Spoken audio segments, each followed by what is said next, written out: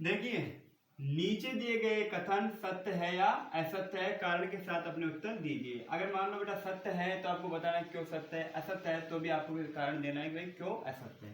पहला सवाल बोल रहा है प्रत्येक पूर्ण संख्या एक क्या होती है, प्राकृत संख्या। तो पूर्ण संख्या बेटा कहाँ से स्टार्ट होती है, 0 से, और कहाँ से चलती है, अनंत तक। और प्राकृत संख्या कहाँ से चलती है बेटा, 1 से, और कहाँ से चलती है, अनंत तक। अब ये बोलता है प्रत्येक पूर्ण संख्या, बेटा प्रत्येक पूर्ण का मतलब ये पूरी संख्या है। प्राकृत संख्या होती है क्या, क्योंकि देखो इसमें 0 आ रहा है, इसमें 0 आ रहा है क्या, नहीं आ रहा। तो प्रत्येक पूर्ण संख्या प्राकृत संख्या नहीं होती। लेकिन प्रत्येक प्राकृत की बात करें बेटा तो प्राकृत को यहाँ से लेके यहाँ तक मिल रही है पूरी संख्या, तो क्या है, प्रत्येक प्राकृत संख्या पूर्ण संख्या हो सकती है। तो हम यहाँ पे लिखेंगे, इसका आंसर लिखेंगे, यह है कथन क्या है बेटा, असत्य है, असत्य है।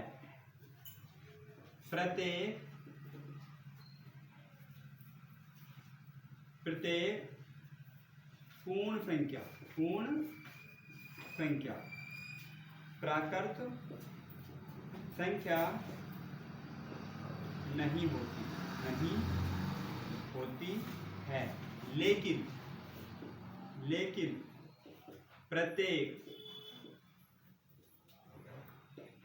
प्राकृत संख्या पूर्ण संख्या हो सकती है। ठीक है। सेकंड क्वेश्चन बोल दो क्या है, प्रत्येक पूर्णांक एक परिमेय संख्या होती है। एक परिमेय संख्या होती है। देखो पूर्णांक संख्या क्या होती है, माइनस अनंत से, माइनस का 2, माइनस का 1, 0, 1, 2, 3 ऐसे खाते बेटा अनंत तक। ये तो क्या हो गया आपकी पूर्णांक संख्या। ये हो रहा है एक परिमेय संख्या होती है। अब एक बात बताओ बेटा, जैसे मान लो आपकी पूर्णांक संख्या है और परिमेय संख्या किसके रूप में होती है, p/q के रूप में। तो प्रत्येक पूर्णांक एक परिमेय संख्या होती है क्या, तो देखो बेटा मैं सबके नीचे लगा सकता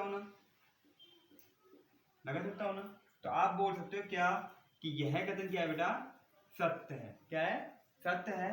प्रत्येक पूर्णांक संख्या एक परिमेय संख्या हो सकती है, लेकिन प्रत्येक परिमेय संख्या एक पूर्णांक संख्या नहीं हो सकती। ठीक है, तो हम लिखेंगे यहाँ पे यह कथन सत्य है। प्रत्येक पूर्णांक संख्या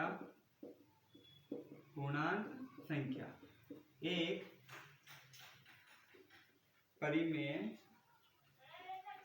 परिमेय संख्या होती है, लेकिन प्रत्येक परिमेय संख्या पूर्णांक संख्या नहीं होती है। ठीक है, अब आ जाओ क्वेश्चन नंबर 3 पे। थोड़ा बोलो क्या है,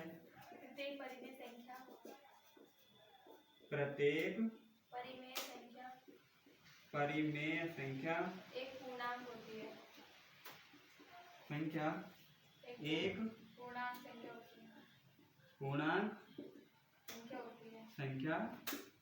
होती है। देखो बेटा आपने जो सेकंड क्वेश्चन किया है ना, ये उसी का क्या है, अपोजिट है। अपोजिट मतलब यहाँ तो बोला प्रत्येक पूर्णांक संख्या क्या हो रही है बेटा, परिमेय संख्या, लेकिन यहाँ पे बोला प्रत्येक परिमेय संख्या क्या होती है, पूर्णांक। तो आपको तो पता है, आपने लिखा है, लेकिन प्रत्येक पूर्णांक संख्या क्या है बेटा, प्रत्येक परिमेय संख्या पूर्णांक होती है क्या, तो आपने कहा ना प्रत्येक पूर्णांक संख्या परिमेय संख्या होती है।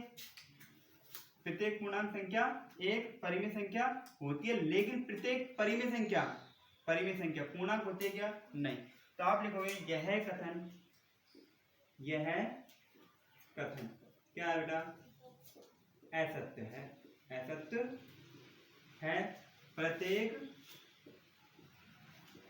परिमेय संख्या पूर्णांक संख्या नहीं होती है। लिखना तो आप लिख सकते हो, लेकिन